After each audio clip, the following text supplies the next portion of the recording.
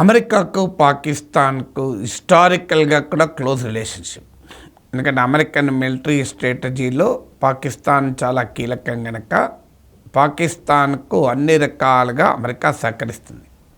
North Atlantic టీటీ Organization నాటోలో member కాదు, కానీ మెంబర్కు ఉండేంత గౌరవము సహాయము ఎప్పుడూ అమెరికా నుంచి పాకిస్తాన్కు అందుతూనే ఉంటుంది.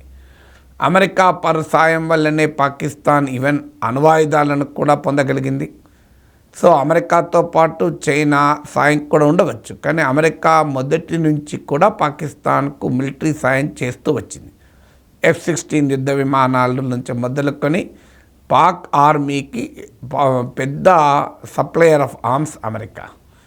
మరి అలాంటిది ఇప్పుడు అమెరికా షాక్ ఇవ్వనుందా పాకిస్తాన్కు అంటే అమెరికాలో జరుగుతున్న పరిణామాలు చూస్తే అవుననే ఆన్సర్ చాలా కనబడుతుంది. పాకిస్తాన్కు 2004లో అప్పటి ప్రెసిడెంట్ అయిన America president George Bush major non NATO ally, అంటే నాటోలో సభ్యదేశం కాకపోయినా సో ఒక అతిపెద్ద మిత్రపక్షం, నాటోలో లేని అతిపెద్ద మిత్రపక్షం అనే హోదాను అమెరికా ఇచ్చింది. కారణం ఏంటంటే అప్పుడు ఆఫ్ఘనిస్తాన్లో తాలిబాన్లను ఎదుర్కోవటానికి పాకిస్తాన్ అవసరము అనే దృష్టిలో జార్జ్ బుష్ ప్రభుత్వము ఈ major non NATO ally status ఇచ్చింది పాకిస్తాన్కు. భారతదేశానికి అమెరికాకు మధ్య చాలా వ్యూహాత్మక అనుబంధం ఉంది, స్ట్రాటజిక్ పార్ట్నర్షిప్ ఉన్నా కూడా పాలసీ ఆఫ్ డ్యూయల్ కంటైన్మెంట్ అనేది అమెరికా ఫారిన్ పాలసీలో ఒక భాగం. అంటే ఇండియా పాకిస్తాన్లు పరస్పరం పోరాడుతున్నా కూడా అటు ఇండియాతో మిలిటరీ రిలేషన్షిప్ డీపెండ్ చేసుకుంటుంది, ఇటు పాకిస్తాన్తో కొనసాగిస్తుంది. కారణమైతే అమెరికా ఇచ్చిన F-16 యుద్ధ విమానాలు మనకు కావాలంటే F-22 యుద్ధ విమానాలు ఇస్తే అమెరికా సప్లై చేసిన ఆయుధాలతో ఇండియా పాకిస్తాన్ కొట్టుకోవాలి.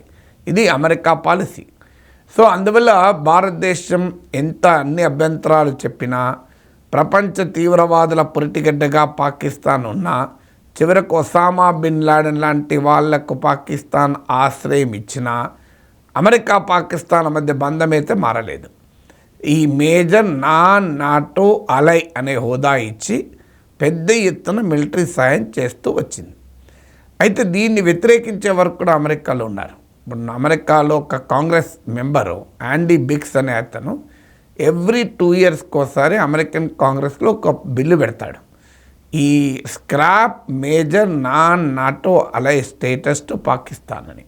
పాకిస్తాన్కు ఉన్న ఈ మేజర్ నాన్ నాటో అలై హోదాను రద్దు చేయాలి అని 2019లో పెట్టాడు, 2021లో పెట్టాడు, 2023లో పెట్టాడు. కానీ ట్రంప్ ఉన్న సమయంలో 2019లో అది ఆమోదం పొందలేదు. ట్రంప్ వెళ్ళిపోయి డెమోక్రట్లు వచ్చినా ఆమోదం పొందలేదు. చూడండి అమెరికా పాలసీ ఎలా ఉంటుంది. డెమోక్రట్లకు రిపబ్లికన్లకు పడదు, ట్రంప్ బైడెన్కు పడదు. కానీ ట్రంప్ కాలంలో బైడెన్ కాలంలో కూడా పాకిస్తాన్కి మేజర్ నాన్ నాటో అలై హోదా మాత్రం పోవాలని బిల్లు పెడితే బిల్లు పాస్ కాలే. అంటే ఒక రకంగా అమెరికన్ ఇంట్రెస్ట్లకు పాకిస్తాన్ ఎంత ఉపయోగపడుతుంటానికి ఇది ఒక ఉదాహరణ. వాస్తవంగా ట్రంప్ పాకిస్తాన్ పట్ల సానుకూలంగా ఉన్న నాయకుడు ఏం కాదు. 2018లో ట్రంప్ ఈవెన్ పాకిస్తాన్కు మేజర్ నాటో అలై హోదా ఉండగా కూడా ఆర్మ్స్ సాయాన్ని, ఆయుధ సాయాన్ని తగ్గించాడు, మిలిటరీ ఎయిడ్ తగ్గించాడు 2018లో. ఆ తర్వాత అబద్ధాలు మోసాల ఆధారంగా పాకిస్తాన్ అమెరికాతో రిలేషన్స్ కలిగి ఉంది అని చెప్తూ పాకిస్తాన్ తీవ్రంగా కూడా విమర్శించాడు. So Pakistan is based on lies and deceit. మేమేమో సహాయం చేస్తూనే పోతున్న అమెరికా పాకిస్తాన్ అందుకు రిటర్న్గా మాకు ఇస్తున్నది అబద్ధాలు మోసాలు తప్ప ఇంకోటి లేదు అని కూడా అన్నాడు. కానీ మళ్ళీ 2019లో యాండీ బిగ్స్ ఈ బిల్లు పెడితే మాత్రం ట్రంప్ కానీ ఆ తర్వాత బైడెన్ కానీ దాన్ని ఆమోదించడానికి సహకరించలే. ఇప్పుడు మళ్ళీ 2025లో ఈ బిల్లు మళ్ళీ అమెరికన్ కాంగ్రెస్ ముందుకు వస్తుంది. అమెరికన్ కాంగ్రెస్లోని ఉభయ సభల్లో కూడా రిపబ్లికన్ పార్టీకి మెజారిటీ ఉంది. ట్రంప్ కావాలనుకుంటే ఈ బిల్ పాస్ అయి పాకిస్తాన్కి ఆ హోదా పోతుంది. మరి 19లో పాస్ కాంది, 21లో పాస్ కాంది, 23లో పాస్ కాంది, 25లో ఎందుకు పాస్ అవుతుంది అన్న అనుమానాలు కలుగుతున్నాయి. అవకాశాలు ఎందుకు ఏర్పడుతున్నాయంటే పాలిటిక్స్ అండ్ జియో పాలిటిక్స్ మారిపోయాయి. ఏంటి జియో పాలిటిక్స్ మార్పు? ఇప్పుడు అమెరికా అనుకూలమైన ప్రభుత్వం ఆఫ్ఘనిస్తాన్లో లేదు. అమెరికా ట్రంప్ కాలంలోనే ఒప్పందం మొదలుపెట్టి బైడెన్ కాలంలో అమలై అమెరికా ఆఫ్ఘనిస్తాన్ నుంచి విత్డ్రా అయింది. తాలిబాన్కి అప్పచెప్పేసి ఆఫ్ఘనిస్తాన్ వెళ్ళిపోయింది. అందువల్ల ఇలా ఆఫ్ఘనిస్తాన్లో తాలిబాన్తో ప్రత్యక్ష పోరాటంలో అమెరికా లేదు. అమెరికాకు తాలిబాన్కు కుదిరిన ఒప్పందం ప్రకారం ఆఫ్ఘనిస్తాన్ గడ్డపై నుంచి అమెరికా వ్యతిరేక తీవ్రవాద కార్యకలాపాలు జరపమని తాలిబాన్ హామీ ఇచ్చింది.